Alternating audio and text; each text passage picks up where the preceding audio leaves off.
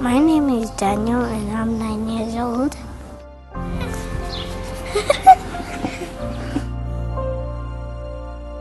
I came here when I was a baby. My parents abandoned me.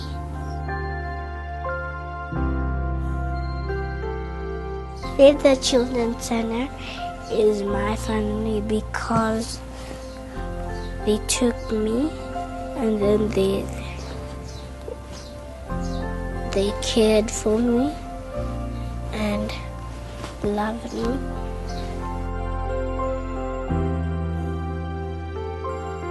They've helped me so much and I love them since it's like they are my parents. I like it here.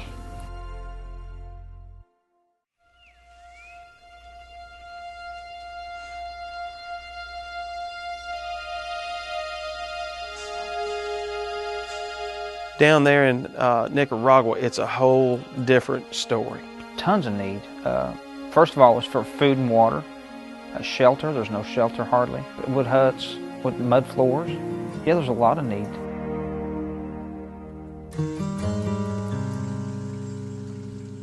We had to cross a couple rivers, a few creeks, and some swamp, and there was the little feeding center. On the other side, it was beautiful. And to see the signs that says daily admission, pretty touching to see that. And then when I seen Hammerling, my son, my fourth son, come up there and give me a hug, it was really cool. And you never grow old on the other side. And then see Jamie's girl that he sponsored, my Bexy. Smiling, so happy to see you, and you see the joy in her heart. Miles of flowers and lots of pretty things. Hammerling's home, when he took me to his place, and I seen there's a string with all these different clothes, and they had sacks. That was their clothes. The kitchen area was no bigger than maybe where you keep your broom closet. I couldn't believe the pictures that I was seeing in the videos of Darren walking around in these huts. That's the shower. They shower outside with a bucket that has a faucet on the bottom of it. They're just out in the open. I mean, I can't even comprehend it. I could see you smiling. You were looking right at me. Child sponsorship is important because that money goes to help that child plus the village. The $30 a month that you give helps put food on the table. So when you sponsor a child, yes, you're helping that child, but yet you're helping all their friends and other families around them, and I think that's a really, really nice thing to do. On the other side. Because it starts with 1, and 1 to 2, and 2 to 3, and before you know it, you've got thousands of people helping. It will bring these people to their feet. And that's what we've got to do. We have to make sure these kids are fed, we have to make sure they're healthy, and we have to make sure they're educated. And we have to keep them secure. I can tell you one thing. There's kids and families that need us. We have an obligation to help these kids. We have to use every and all means necessary to help these kids. A drama of drought and famine is unfolding in the Horn of Africa, and the results could be catastrophic. The relief organization Feed the Children has asked us to travel to one of the world's harshest environments to see firsthand the struggle for life and death that millions are facing there, and to see the incredible work that is being done to save as many lives as possible before it's too late, on the road less traveled.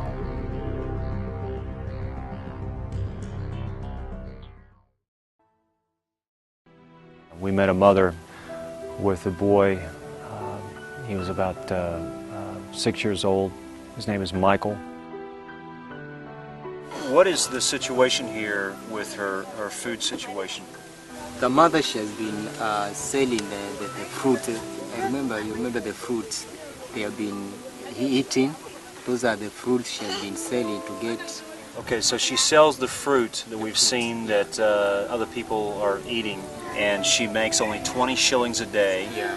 which is just really just pennies a day. Yeah. So that's not enough. She does not make enough money to buy food for her children.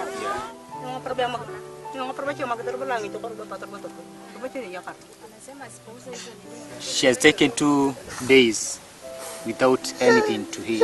Yeah, in this family. Yeah. So as it stands right now, it's been 2 days since this family has had any food to eat. A mother with a child like Michael, she doesn't have any hope that things will get better for them. Now what's happening? Where's her husband? Last month, her husband passed away because of suffering from malaria. So about a month ago, her husband died from malaria. And now she is a widow with 4 children to provide for. And there's not enough food here. And the children are hungry. I was really struck by Michael. He just has a very sweet spirit about him. And he was just so malnourished and so sick. And when he stands up and walks, it's amazing that he can walk at all on those thin, spindly legs of his. As we talked with the mother, you could tell that she's very worried, very concerned for him. And but the problem is there's nothing she can do. She doesn't have the means to try and get the food that this little boy needs.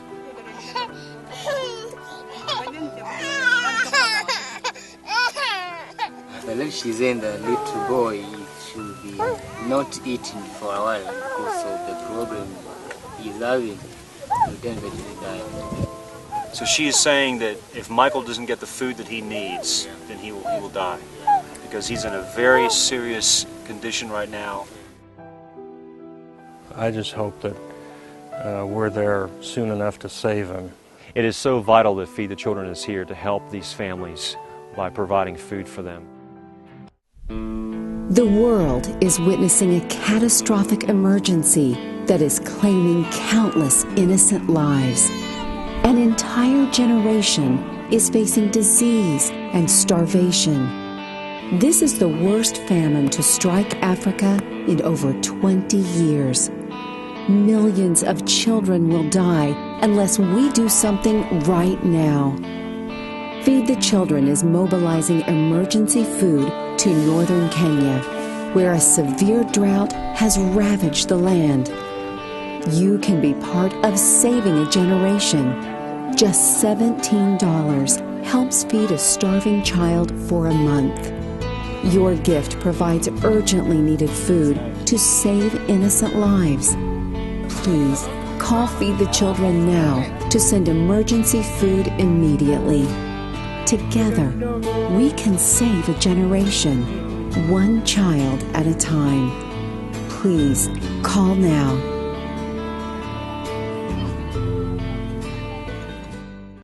For more than 30 years, Feed the Children's mission has been to provide hope and resources for those suffering without life's essentials.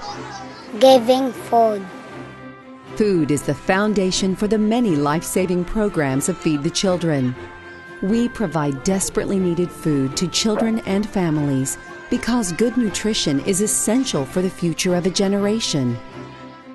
So we can grow for a lifetime.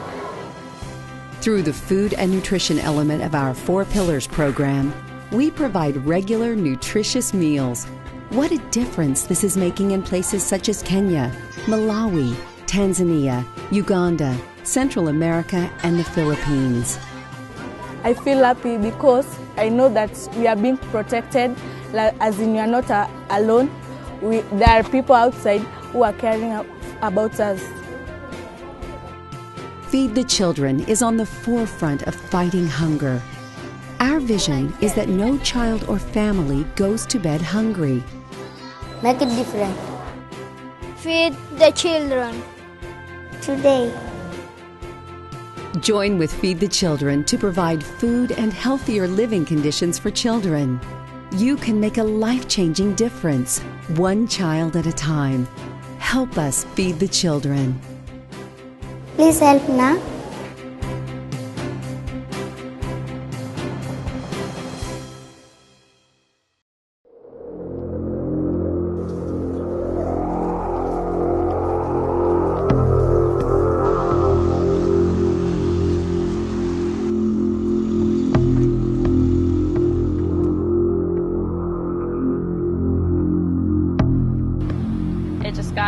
really windy, everything was loud, people started screaming. You could just hear it and you could feel the wind, you know, just kind of pulling you. It was scary, and that's when I thought, you know, I may not be alive when this ends.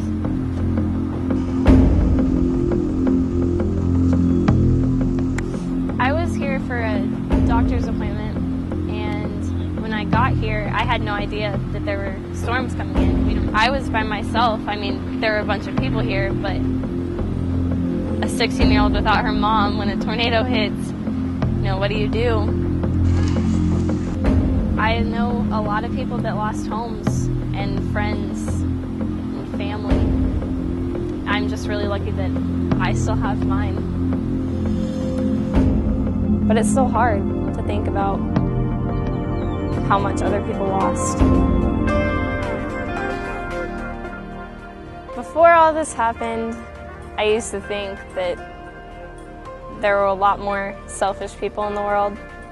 And now that I see how my community has come together just to help strangers, it really opens your eyes, helps you realize that there are better people in the world. Even when tragedy happens, they can still come together and support each other.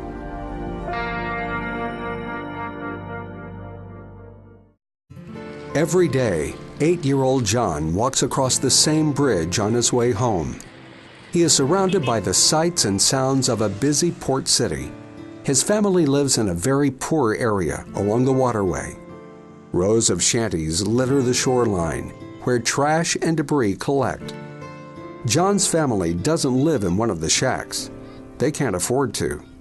They live under the bridge, along with 6 other families. John, his parents, and 4 siblings live on a wooden platform suspended between the concrete girders. The space is so small that John can't even stand up. His parents have tried their best to make this tiny space livable, but this is not the kind of life his mother wants for them. John tries not to think about how hungry he is most of the time. Instead, he helps his family scavenge for plastics and other recyclables under the bridge. The money they make from selling the items is the only income the family has. On a good day, they will bring in around $2. Most of the time, the only food they have is a small pot of rice to divide among themselves. It's a scary thing for a child to worry about where his next meal is coming from or when he will eat again. You can be a part of helping children like John and his siblings. Join with Feed the Children and give the gift of food to a hungry child.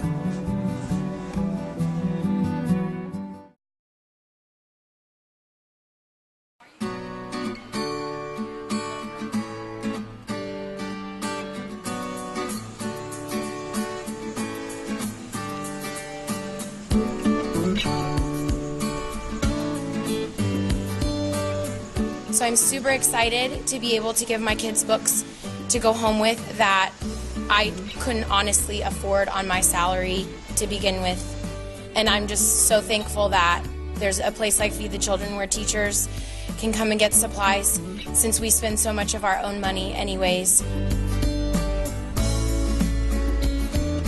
Just, it shows me that it's amazing that there are places that want to help and value the hard work that we do every day with our kids. For some students, it's going to make a world of difference. It's going to help them be better able to achieve the things that they need to achieve, even if it's, you know, just as much as having something to call their own. To know that they were free, that was just amazing to me, because we do have a lot of kids in our district who cannot afford, their families cannot afford to go out and buy some of the supplies. Oh, I'm very excited. I'm very excited. That's why I came out early, to be one of the first people to get here, to be able to get some great supplies. I really appreciate what Feed the Children does. There's 2 minutes left in the game. The home team is trailing by 3 points. It's up to their star quarterback to win the biggest game of the season. Bobby steps up to the line to face a ferocious defense. The fans are on the edge of their seats as he calls the signals. Blue 42. Bobby takes the snap and drops back.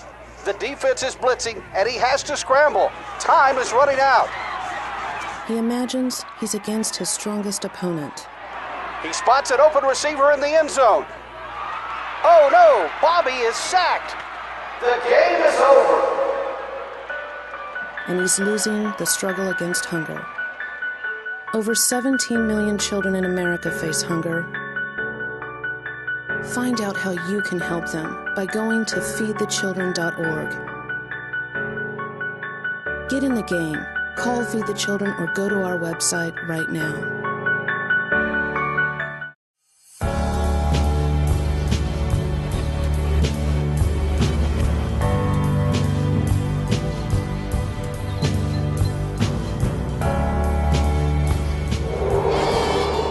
Millions of children in Africa struggle to survive without nutritious food, clean water, or a healthy place to live.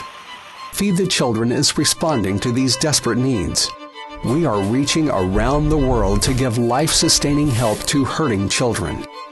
We start by providing nutritious food to strengthen weak bodies, then address other vital needs to improve the quality of life in poverty-ridden areas. In Africa, we provide clean water, teach methods of farming and raising livestock, develop micro-businesses, and more. Our goal is to end the needless suffering of children by helping communities thrive and become self-sufficient.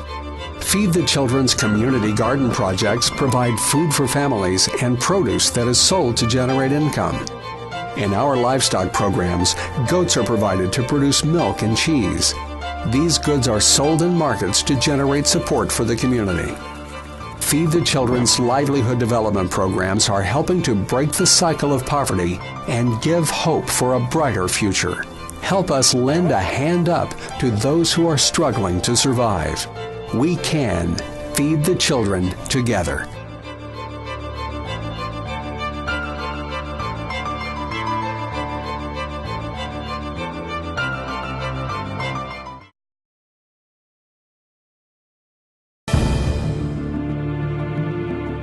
Our mission is to take care of and rescue Jewish people at risk, and I'm going to Iraq to find them. We found people sleeping on floors and on rags on floors. People knew who we were, and they were not happy, and they were after us. Listen, they're shooting, I don't know what's going on. I'm Jewish, and I'm here to take you home.